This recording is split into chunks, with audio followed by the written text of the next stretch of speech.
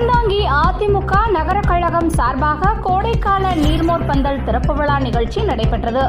புதுக்கோட்டை மாவட்டம் அறந்தாங்கி அம்மா உணவகம் எதிரே அறந்தாங்கி அதிமுக நகர செயலாளர் ஆதிமோகனகுமார் ஏற்பாட்டில் கோடைக்கால நீர்மோர் பந்தல் மற்றும் மதிய உணவு வழங்கும் விழா நடைபெற்றது.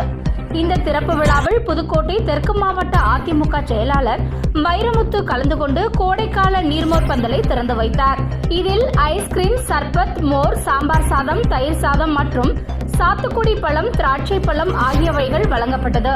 இந்த நிகழ்ச்சியில் அறந்தாங்கி தெற்கு ஒன்றிய செயலாளர் பெரியசாமி, அறந்தாங்கி முன்னாள் சட்டமன்ற உறுப்பினர் ராஜநாயகம், புதுக்கோட்டை தெற்கு மாவட்ட மகளிரணி செயலாளர் கலாராணி மற்றும் அதிமுக ஒன்றிய நகர வட்ட நிர்வாகிகள் என பலர் கலந்து கொண்டனர்.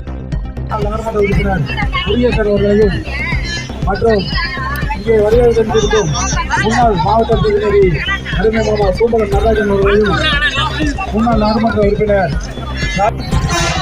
மாவட்ட இந்திய துணை செயலாளர் அருமை மாமா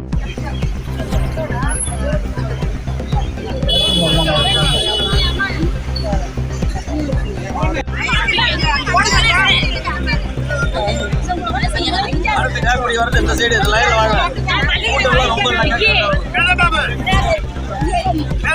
லைன்ல வாங்க, பின் சைடு வாங்க, பின் சைடு வாங்க, பின் சைடு வாங்க.